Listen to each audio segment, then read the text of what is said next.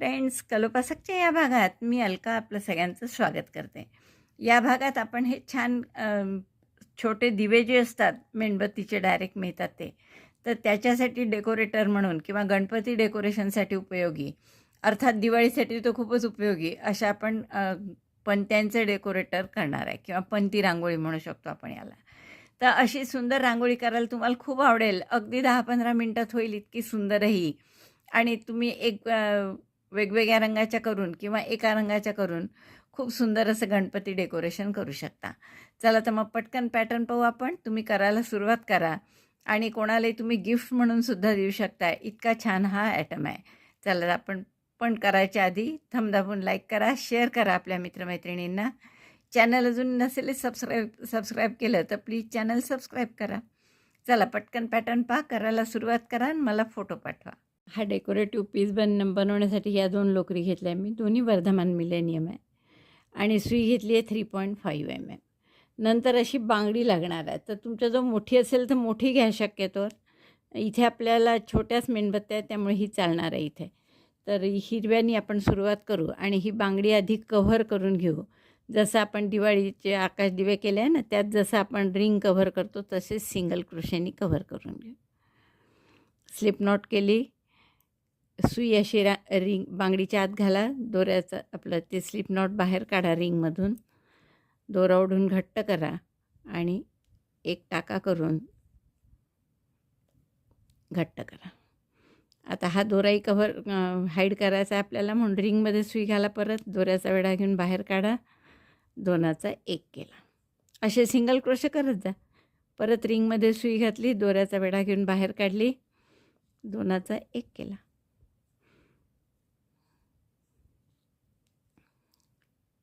या पद्धतीने आपण पूर्ण बांगडी कव्हर करून घेऊ. जेवढे टाके होतील तेवढे, असं काहीच नाही माझे इतके झाले म्हणजे तुमचे तेवढेच झाले पाहिजे.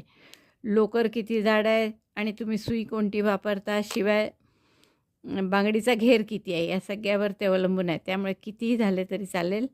तर असे सिंगल क्रोशे करून बांगडी कव्हर करा. हे पूर्ण कव्हर झालं आहे बांगडी आणि आपले 40 टाके झालेले आहेत. तर मी दोरा कापून घेते हा आणि इथे आपण गाठ मारून घेऊ. पहिल्या टाक्यात सुईनीच एकत्र करते मी, गाठ मारून घेते, दोरा कापून घेते. नंतर पुढचा राऊंड आपण या गुलाबी रंगाने करणार आहे. स्लिप नॉट करून घ्या आणि कोणत्याही एका टाक्यामध्ये हा आपला दोरा जोडून घ्या. अगदी सोपी आपण छोटी छोटी पाकळी करणार आहे. इथे एक 3 चेन करा किंवा आधी एक सिंगल क्रोशे करू आपण. एक चेन करून एक चेन केली, घट्ट करून घ्या हे आणि इथे एक सिंगल क्रोशे करा. 2 चेन करा. आता या पुढच्या टाक्यामध्ये इनकम्प्लीट डबल क्रोशे करा 2. सुई दोऱ्याचा वेढा घेऊन सुई आत घातली, दोऱ्याचा वेढा घेऊन बाहेर काढली, 3चे 2 केले फक्त. 2चा 1 नाही करायचा. आणखीन एक इनकम्प्लीट डबल क्रोशे त्याच टाक्यात केला, 2 झाले हे. पुन्हा पुढच्या टाक्यात एक इनकम्प्लीट डबल क्रोशे केला, म्हणजे हे 3 टाके झाले आणि आधीचा एक, असे 4 टाके सुईवर. दोऱ्याचा वेढा घेऊन सगळ्यातून काढा, एक चेन करून घट्ट केलं आणि मग एक चेनचा पिको केला. पिको कसा केला, एक चेन केली, या सगळ्या धाग्यातून काढा 4ही. दोऱ्याचा वेढा घेऊन तोच टाका या एक चेनमधून काढायचा. परत 3 चेन करा आणि स्लिप स्टिचनी त्याच टाक्यात जोडून घ्या. म्हणजे 3 टाके लागले आपल्याला ही पाकळी करायला, बरोबर. त्यामुळे आता 40 टाके आहेत आपले हे पूर्ण हिरवे, तर 13 पाकळ्या येतील आपल्या. आणि असं काहीच नाही, जितक्या आल्या तितक्यात. ते 3च्या पाढ्यात नसलं तर एखाद्या ठिकाणी जास्त घ्यायचं. पुढच्या टाक्यात सिंगल क्रोशे करा. आता दुसरी पाकळी करायची. 2 चेन, पुढच्या टाक्यात 2 incomplete double crochet, incomplete double crochet 1, incomplete double crochet 2. त्याच्या पुढच्या टाक्यात आणखीन एक incomplete double crochet, 3 incomplete double crochet केले. असे दोऱ्याचा वेढा घेऊन सगळ्यातून काढा, एक चेन करून घट्ट करा आणि मग एक चेनचा पिको करा.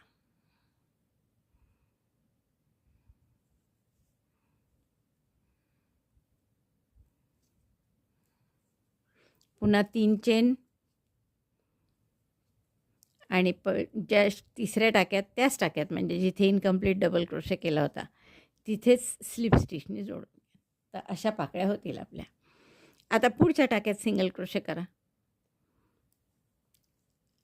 लक्षात आलं. आता 3-3 पाकळ्यांची 3-3 टाक्यात आपण पाकळी करत आहे म्हणजे 13 पाकळ्या होतील. एखादा टाका कुठेतरी जास्त घ्यावा लागेल. तर असा मी पूर्ण राऊंड करते आणि मग तुम्हाला दाखवते. पूर्ण झाला आहे हा राऊंड माझा. दोरा कापून घ्या आणि दोन्ही दोरे हाईड करून घ्या. याला पहिल्या टाक्याशी जोडायचं आहे आता, तर मी इथे टॅपेस्ट्री निडलनीच याच्यात पहिल्या टाक्यात जोडून घेते आणि दोन्ही दोरे हाईड करून दाखवते. मला वाटतं खूप आवडलं असेल तुम्हाला हे करायला. इतकं सुंदर दिसतं यात दिवा ठेवल्यावर. तर असं तुम्ही करून दिवाळीला किंवा इव्हन आता गणपती डेकोरेशनसाठी सुद्धा वापरू शकता. वेगवेगळ्या रंगाचं करा म्हणजे आणखीन सुंदर खुलून दिसेल. तर आवडला असेल व्हिडिओ तर लाईक करा, शेअर करा आपल्या मित्रमैत्रिणींना. चॅनल अजूनही नसेल सबस्क्राईब केलं तर प्लीज चॅनल सबस्क्राईब करा. व्हिडिओ बघितल्याबद्दल धन्यवाद. थँक्यू.